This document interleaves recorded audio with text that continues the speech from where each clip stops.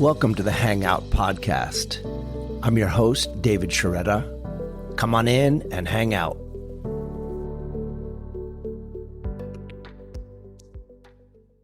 In this episode, I was honored and privileged to have a conversation with Reyna Grande.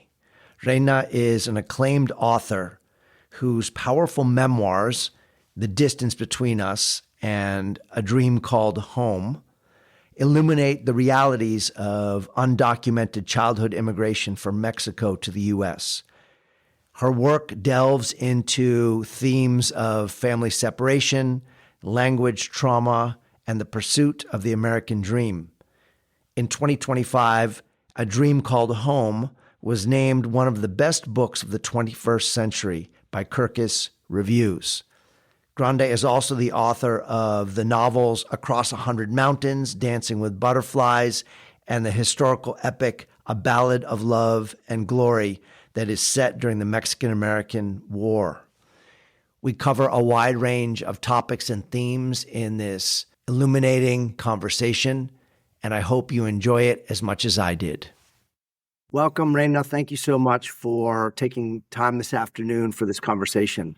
Oh, thank you. I'm very excited to be here talking with you. I thought we could start where I like to start with all of these conversations, which is with our origins, our origin story. So if you could share a bit about who you are, where you come from, both literally and figuratively, and then I know much has been written about that. So and then we'll go from there.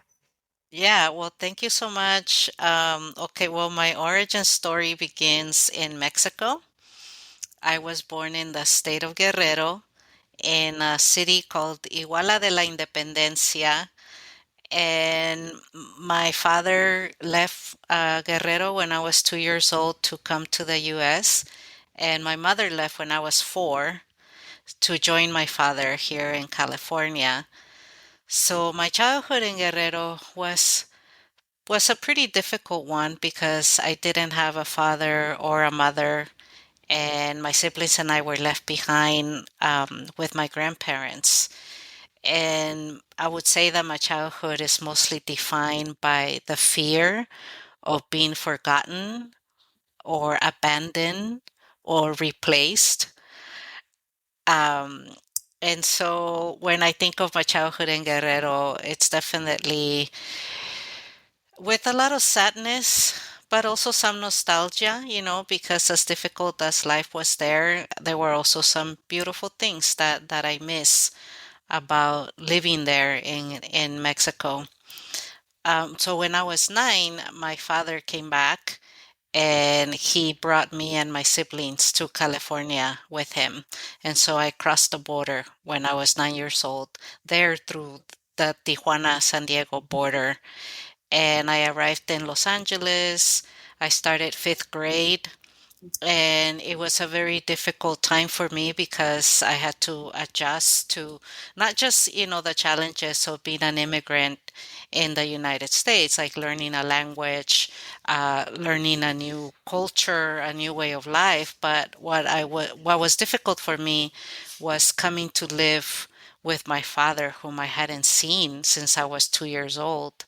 And so family separation and the trauma of that separation is something that definitely has lingered all this time. And it's something that I write a lot about in my books, because that is something that is not included in the conversations when we talk about immigration, is how it impacts the family unit and the trauma, that children especially have to live with. So that's my origin story. I'm an immigrant here in California, English language learner, first gen student. I was the first in my family to graduate from university. And now I'm really fortunate to have a career as a storyteller. Um, Reading and writing were my passions as a young girl, and they continue to be my passions to this day. And I'm just really, really fortunate and blessed to be making a living from my art and to get to tell stories that center my Latino community. Thank you for that. And your name came to me kind of through a number of different avenues, but resoundingly through middle school students here at Albert Einstein Academies, where I work. The distance between us is a favorite in the school library, and so you know, that's that your name kept popping up over and over, and so you've definitely had an impact and continue to. So thank you for sharing that. I as I look at you here, and obviously this is an audio podcast, but we're recording this on video. You're wearing monarch butterfly earrings, and I know that from some of my research and seeing some presentations you've done and some readings you've done, the monarch butterfly has significance to you and your experience. Can you share that for the listeners? Well, I really love monarch butterflies. They have become a symbol for the immigrant community because, as we know, migration is not a crime. It's an act of survival. And we see that all over, right? Like in animals and these beautiful insects that migrate, and humans migrate too, and we do it as an act of survival, as out of necessity. So for me, the monarch butterfly is such a beautiful symbol of migration. And when I was in Los Angeles, when I was living in Los Angeles, I had this really beautiful garden, a butterfly garden, and my daughter and I started taking care of the monarch butterflies that would come to live in our garden. We actually ended up raising monarchs, like over 100 butterflies.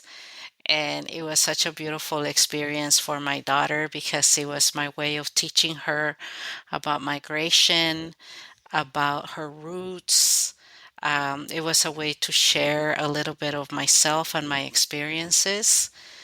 And so now, I have a butterfly tattoo now. I don't know if you could Yeah, I you can can see see it. my Yeah. butterfly tattoo, but yeah, I'm all into butterflies. Although I have to say that for my book, Somewhere We Are Human, which came out 3 years ago. It's an anthology of immigrant voices. And I co-edited the book with Sonia Guinyanzaca, who is a poet. And when we were thinking about the cover, we decided not to have monarch butterflies on the cover, even though our book was about the immigrant community and immigrant voices. We decided instead to go with the dandelion Wow. as a symbol for migration, because one of the things we realized or we thought about was how everybody loves butterflies, right? So the monarch butterfly as a migrant, everybody loves the monarch. We want to protect the monarch, but with dandelions, people hate dandelions and they're always trying to kill the dandelions in their They're a weed. They're gardens. a weed, Yeah, right? Yeah. they're seen as weeds, Seen but as a weed. Seen as they're a weed. seen Yeah. as a weed, but they're actually like beneficial plants, right? They're medicinal Mm. plants that have a lot of benefits, and we don't acknowledge the benefits of the dandelion. It has been very maligned, um, and so we're always trying to get rid of it. And so we decided that the dandelion actually was a better symbol for the way that immigrants are treated in this country. That, this country oftentimes doesn't see the benefit that we immigrants provide to the society, and they're constantly trying to get rid of us. But here we are, and the dandelion is a very, very resilient and very determined to survive.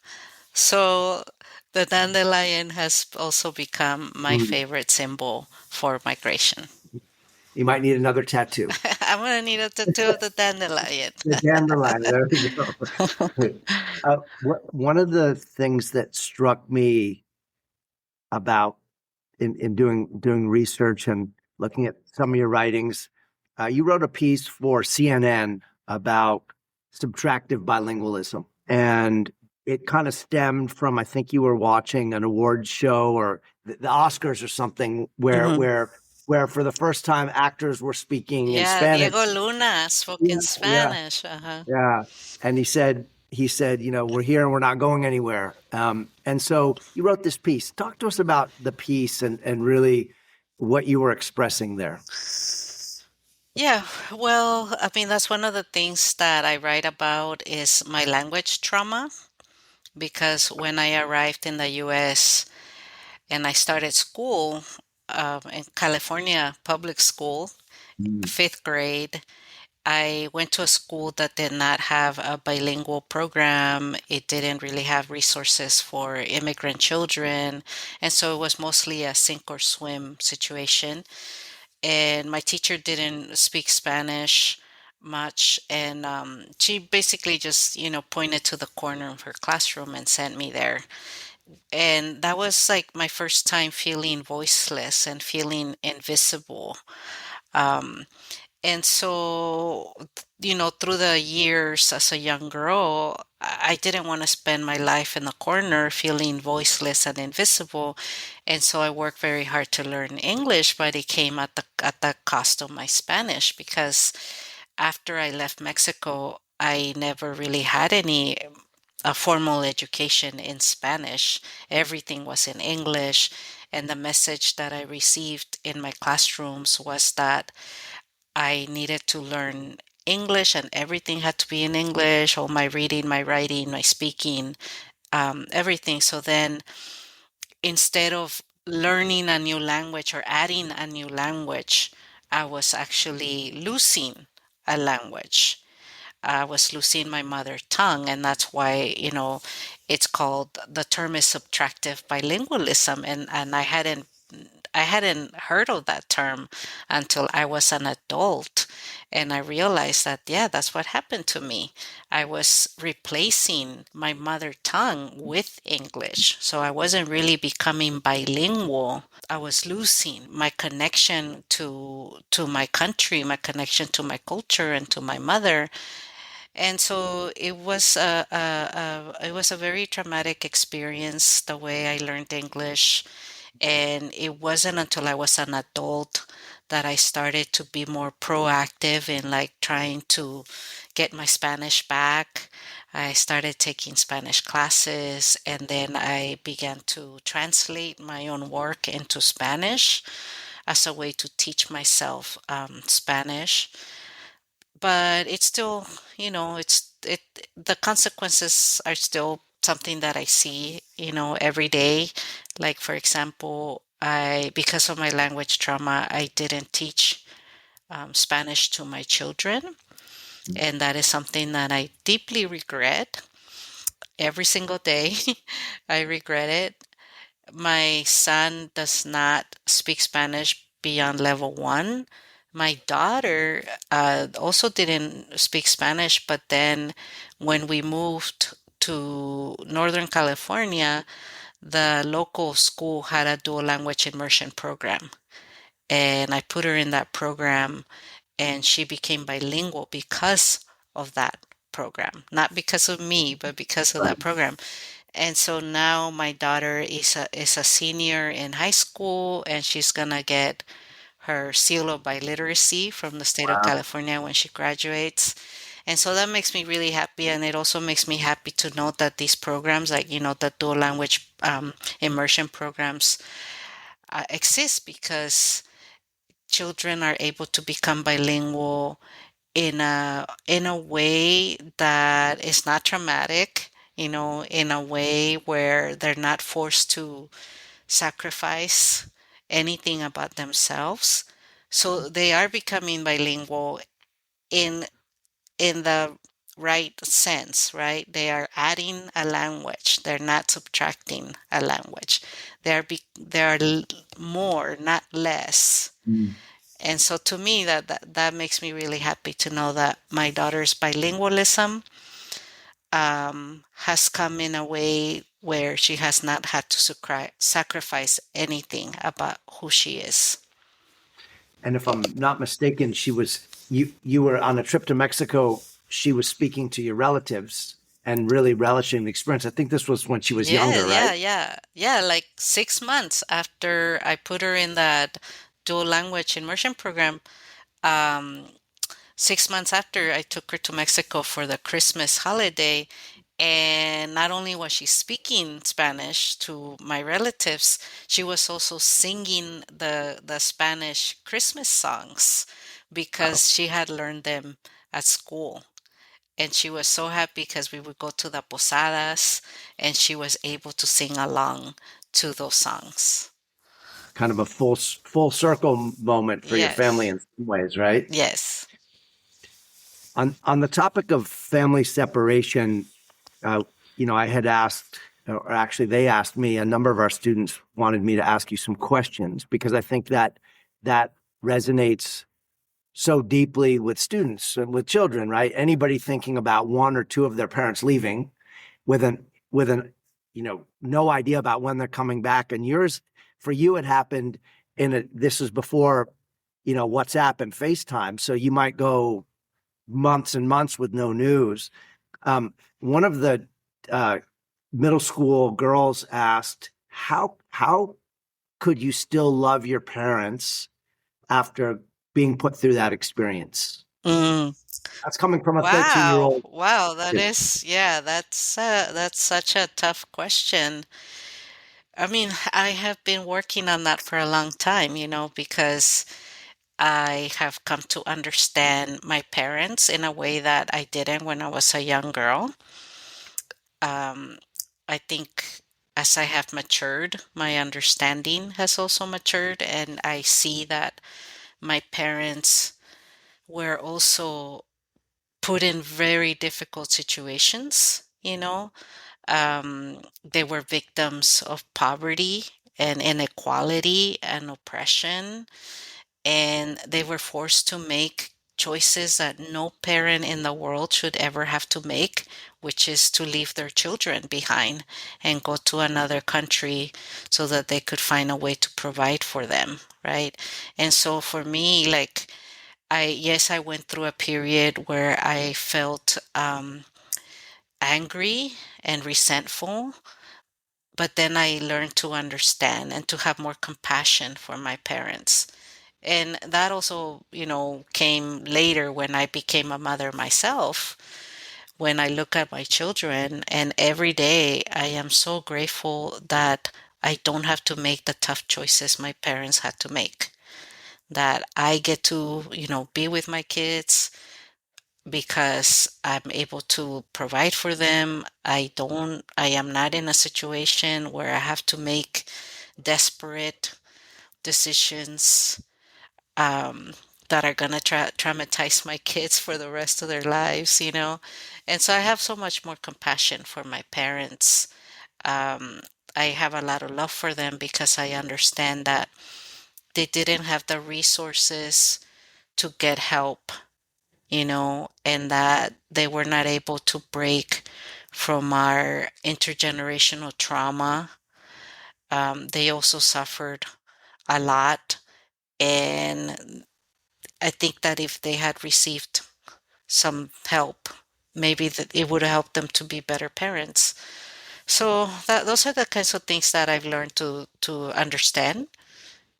And also I don't just forgive and understand for my parents. I'm doing it for my children as well because I don't want to show up damaged. I don't want to show up with all this trauma and dump it on my kids. And so I know that I need to work on my feelings. I need to develop I need to work towards having a healthier relationship with my parents so that then I can have a healthier relationship with my children. So I'm doing the work for my kids. And that's how we break cycles, right? And that for me has been a priority to break those cycles and to work on myself so that I'm not passing on that baggage to my kids, and I'm not making my kids suffer because of my pain and my trauma. It's a really profound way of thinking about your legacy, right? We all often think about what's our legacy for our kids. I think when we say that, most people are thinking it's in a material sense, right? Right. But yours is actually the way you express it is real spiritual and internal and a paradigm shift. In thinking about the generations, I can't stop thinking about your grandma. I think it's your paternal grandma, right? Mm-hmm. Uh, in Iguala, and I saw in one of the YouTube videos. I think in my mind I'd made her like this giant figure physically, right? And she's tiny, like She's, oh yeah. tiny. Yeah. Oh, okay. Oh, you're talking And about my maternal grandmother. oh, I is mean, that they're the both maternal? tiny. They're Okay, so maybe I'm mixing the two. Which was it? Paternal grandma was the one that that was my you evil stayed grandma. with, the evil grandma, right?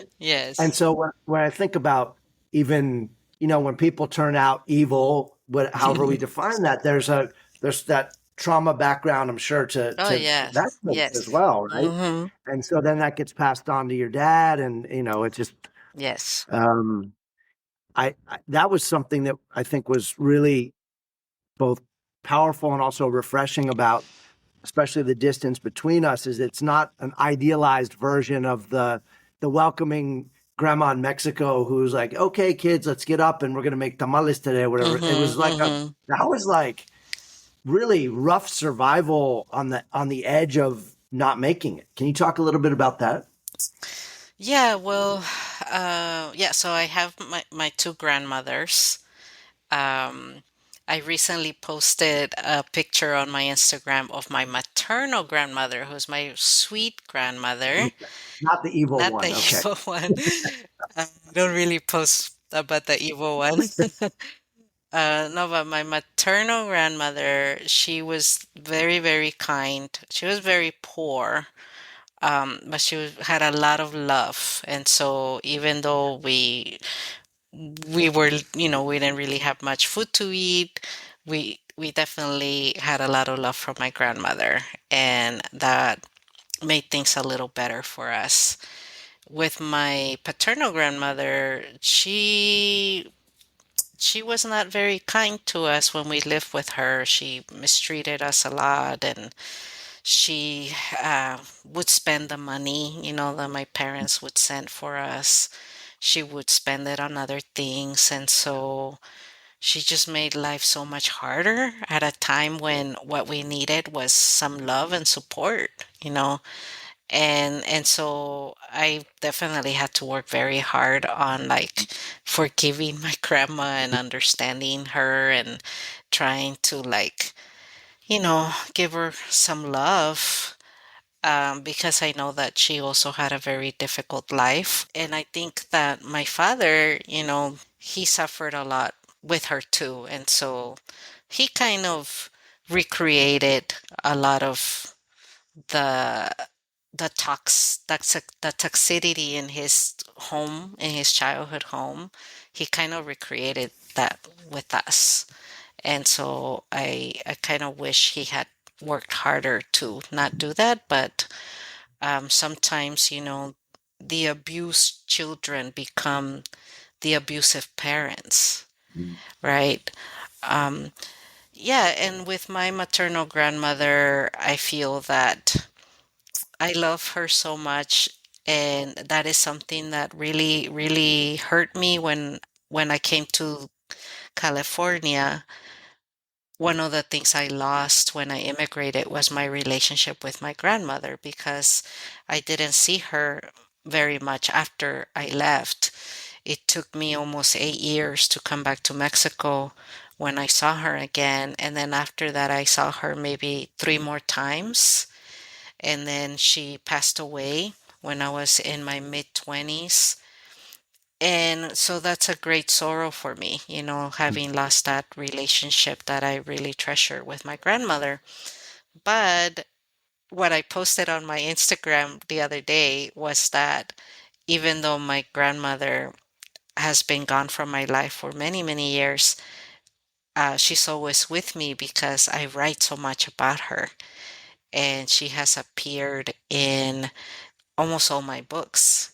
Whether I'm writing a novel or I'm writing my memoirs, there she is. My grandmother shows up. And so it's a beautiful thing that I have seen with writing is that it really helps me to stay connected with my ancestors and with the people that are no longer here physically with me, but they're in my heart, and so I get to bring them back to life through my writing. And I find that to be such a beautiful thing, that a gift that my writing has given me. I think I recall you saying, maybe it was a speech that you gave, where you said that some people write memoirs based on their memories, but that someone who was inspirational to you, maybe it was a professor or a teacher or a coach, mentor, said that they write their memoirs based on the things that they would rather forget. So difficult things that we've perhaps suppressed, etc.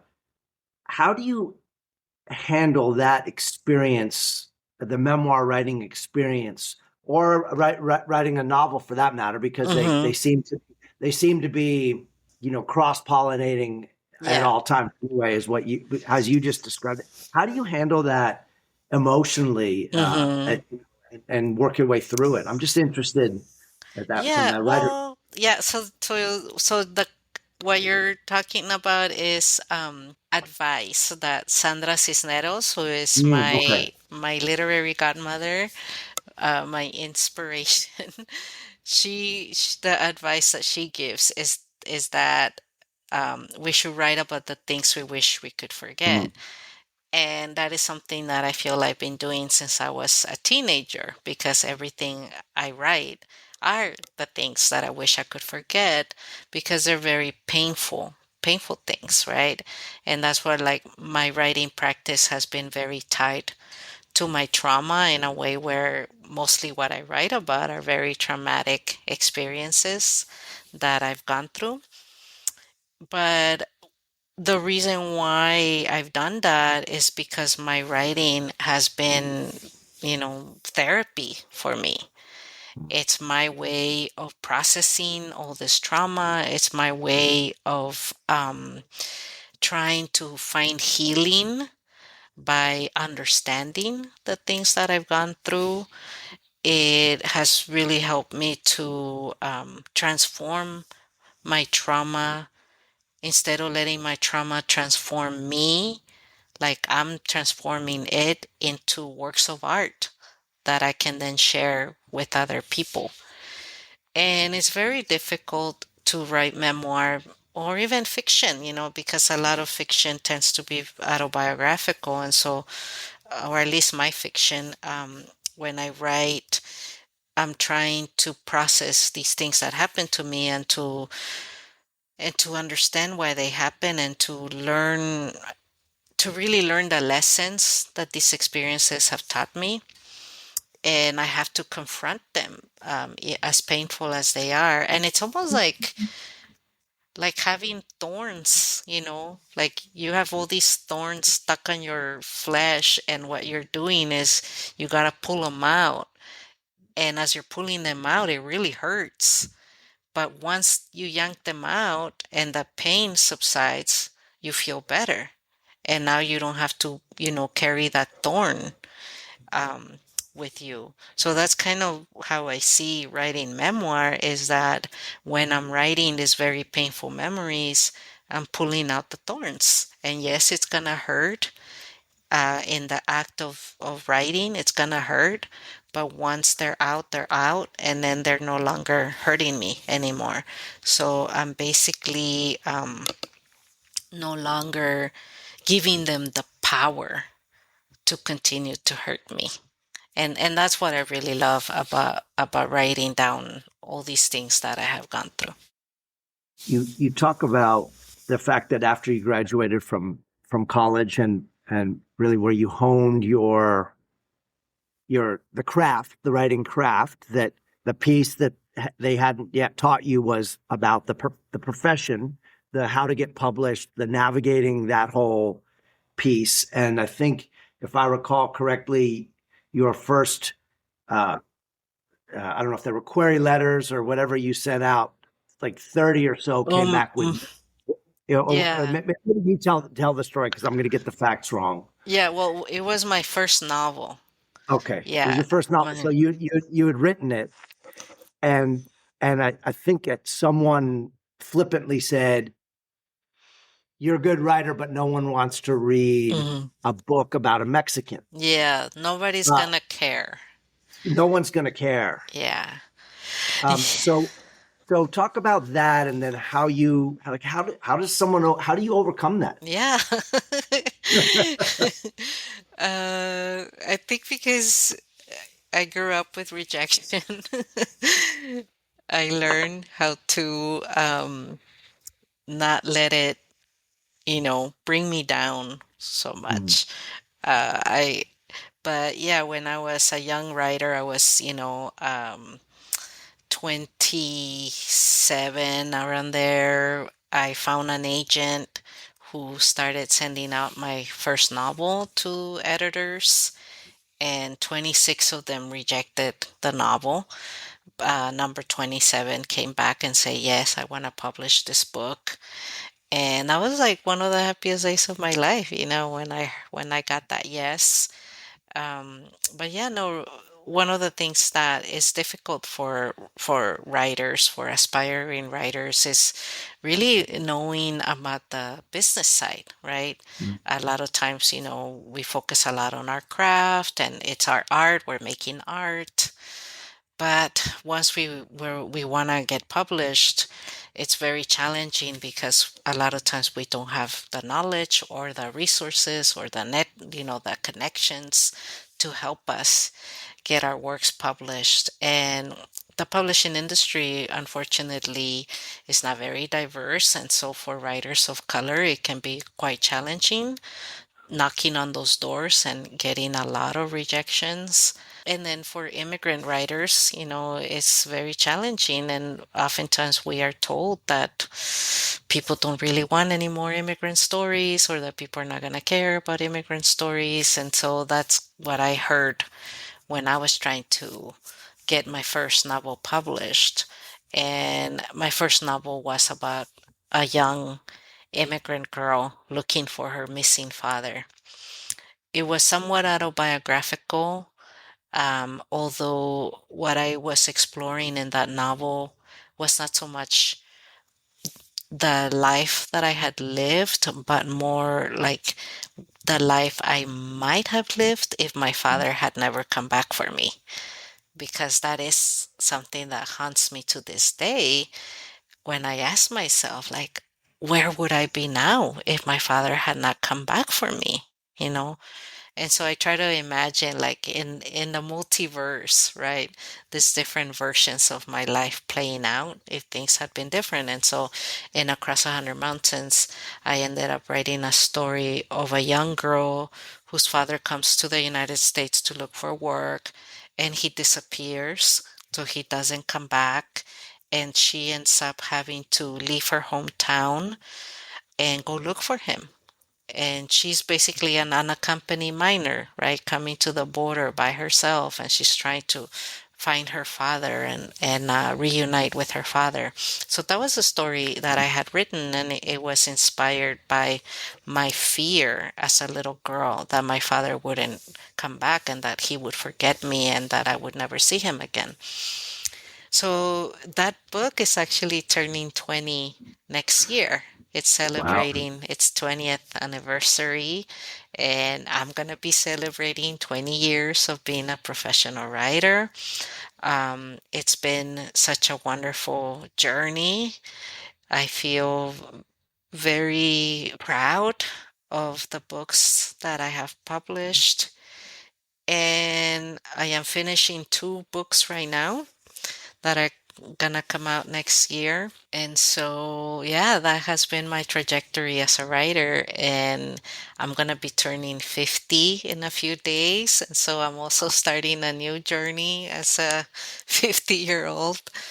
So a lot of things have happened in my life that I'm really, really grateful for. And so I'm starting this new decade of my life with a lot of gratitude. You talked about in one of your interviews this term of being an emerging writer, right? Like I think it was after your first book, and they said, "Hey, congratulations, you're an emerging writer," and then you became a something else writer. There were like adjectives that were attached to them, right? And so, at what point did you really go, "Wow, like I've arrived. This is I'm a professional writer. I'm being sought out to speak and like Hmm.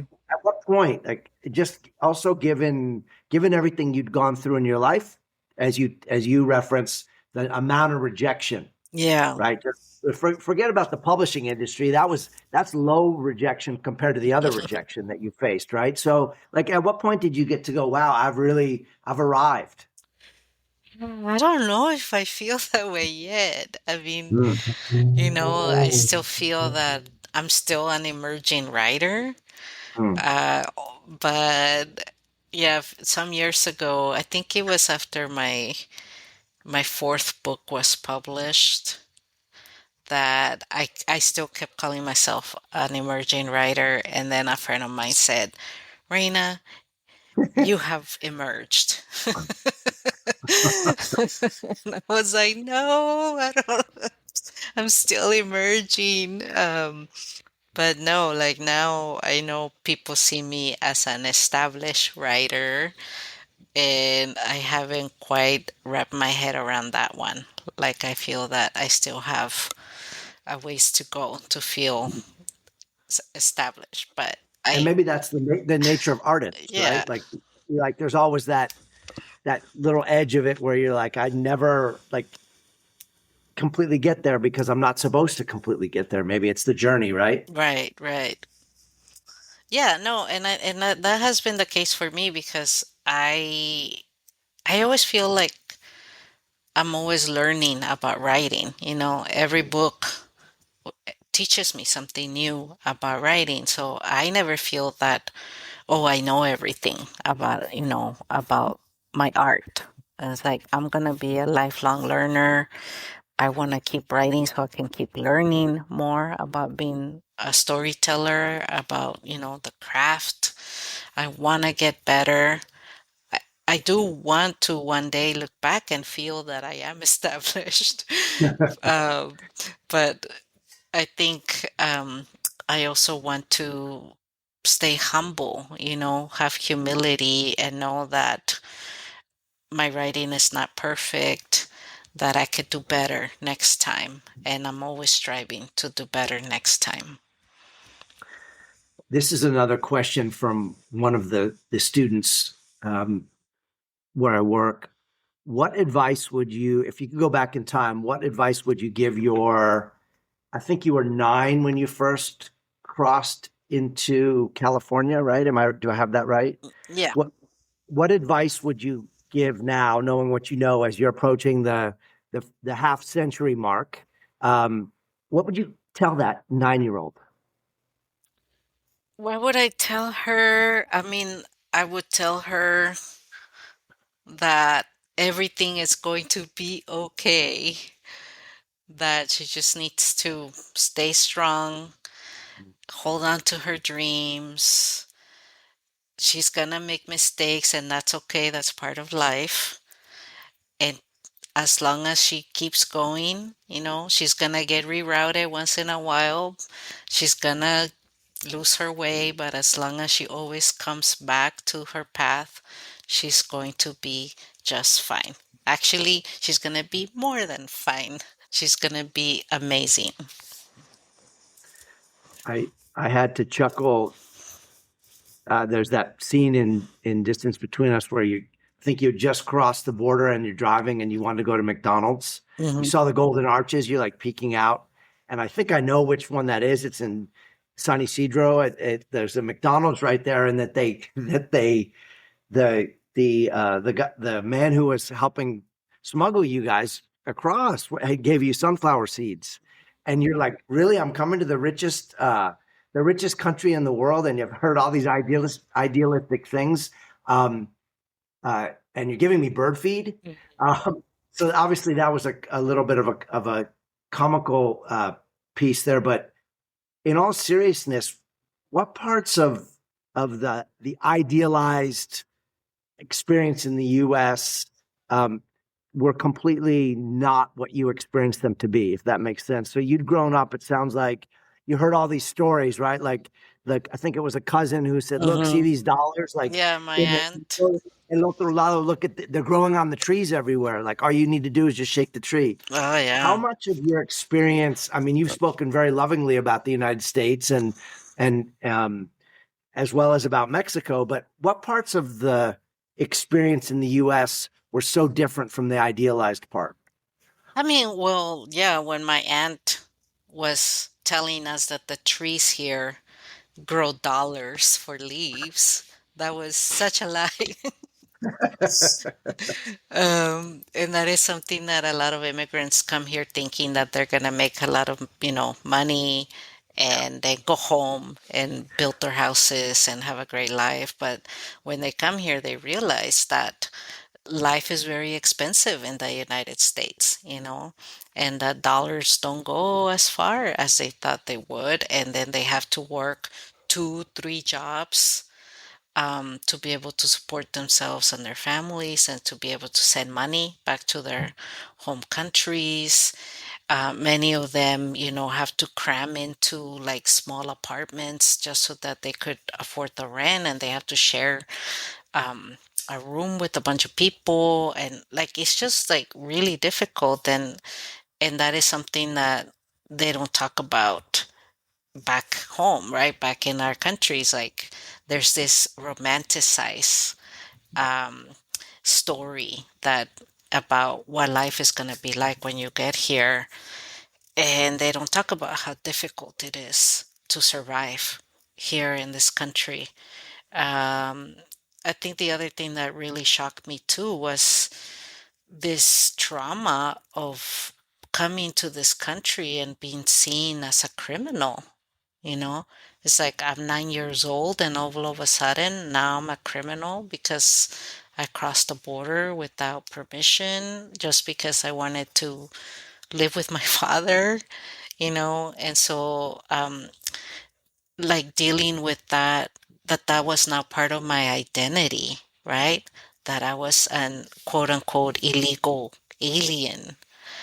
Um, that was very traumatic. And then also being racialized in a way like I hadn't been in Mexico. Like all of a sudden now I'm hyper aware of my skin color and my name, and just my cultural identity was constantly being criticized. And then I started to develop this shame and this inferiority because I was a brown Mexican Spanish speaking kid.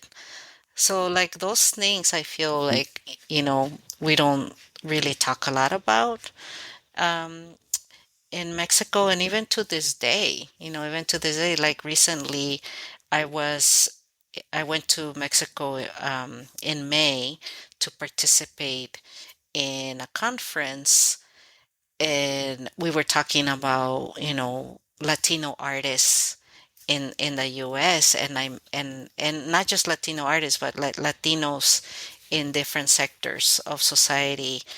And I mentioned um, at the conference how only like in the publishing industry, only about 7% of authors are Latino, that in the film industry, only about like 5%, 6% of actors with leading roles are Latino.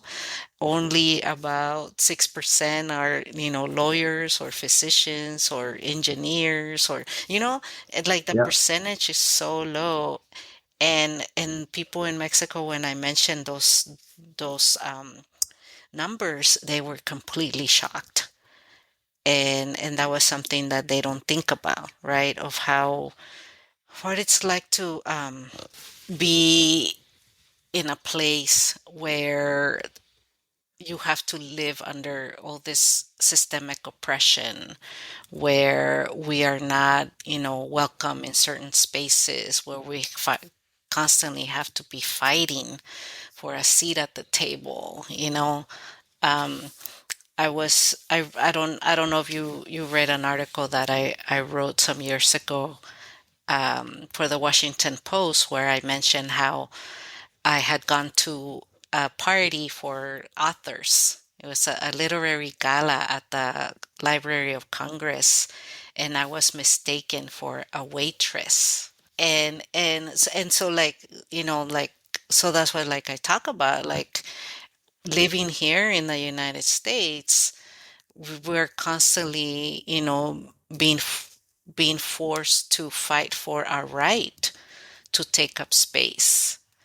And there's a lot of obstacles that we have to overcome. And that is something that people in Mexico and, Latin America don't seem to understand, the challenges that we Latinos are facing in this country. It's almost like the way it's presented is just a one-dimensional view of the U.S., probably a lot of based on media representations, right? Like the material wealth side of things, like you can do this, and if you're in this profession, in a lot of my travels in Latin America, I always get the question, "Oh, I'm a carpenter, I'm a such and such. How much would I earn in the United States?" Like, and as you say, there's a lot of context that gets lost in that calculation, Mhm. right? Like, yeah, you can earn 5 times as much or 10 times as much, and then wait till you see how life is like, where you have to live, who you have to live with, what opportunities you will not have access to readily, Mhm. So, Well, what I'm gonna say though, like something my mother used to say was that I'll rather be poor here than in Mexico. mm, mm, She would say ah, that all the time. I would rather be poor here than in Mexico. And, she's right because, yeah, I mean, as poor as you are here in the United States, you're never going to be as poor as you were back in your country. I mean, it's just, and also, like, I think a lot of immigrants are willing to put up with all those challenges here for their kids, right? For that's the it. next generation. That's really the American dream. It's not so much for themselves, it's for their Right. children. And so they are willing to make those sacrifices because they want their kids to have a shot. And so I understand I understand that, and it's it's something that is so admirable in the immigrant community, the the lengths that they go through, the sacrifices they make, everything they're willing to do without, as long as their kids have a chance. You've been very generous with your time, and I know we had talked about um, wrapping this up in less than an hour. But before, I have one last question for you, but I wanted to see if there's anything that I have not touched on that maybe kind of jumping around in your mind as we had this conversation that you think No, readers would no, there. I'll take the questions you have from the Okay. students. Are these from the students or? No, this one was a hypothetical one for me. The two from the students were, what would you tell your Mhm. young self, and then how could you love your family still Yeah. to this day. But I wanted to wrap with just a hypothetical, and it's perhaps a little bit of an odd question to put to an author because you write all the time, and this is something you have the page as your medium. But if you had the opportunity to create a billboard, we're just going to do this intellectual exercise to create a billboard on the side of the freeway wherever where you live. Uh, what would um, what would Reyna Grande's billboard say about what you believe in, about your views on life as people are driving by? Most of them are going by at 70, and sometimes they're going by at 7 miles an hour when they're in traffic. Wow, that's a challenging question. I mean, the first thing that popped in my mind as I was listening to you was "Don't give up," Mm, in big, big bold big- letters. Don't give yeah. up. I think sometimes people need to be reminded of that, because Mm. they get overwhelmed with all the challenges that life is throwing their way. And I feel like, you know, as long as we don't give up and we just keep going, we're gonna get through it. We're gonna get through that. And that is something that I tell myself a lot too. Since I was a young girl going through all these challenges, that was the one thing I always told myself is don't give up. Because that is really when you lose the fight is when you give Mm. up on yourself. Everybody else could give up on you, but as long as you don't give up on yourself, you will you will succeed. It's gonna be hard, but for me that's an important message. Well, thank you so much. It's been an honor. It's been a pleasure and really an inspiration to speak with you and to hear a little bit about your stories and amplify what's in your books with the real life relating of it. So thank you for your generosity. And congratulations on 20 years, Yeah. 50, 20 years, 50 years, and many more to come. Oh, I thank really thank you appreciate that. so much. I really appreciate all your questions. I appreciate your students' questions. And yeah, and I just want to, wish them all the best. I want to, encourage them to continue to pursue their dreams, to keep going, keep believing in themselves, and to not give up on themselves and in their dreams and on their families.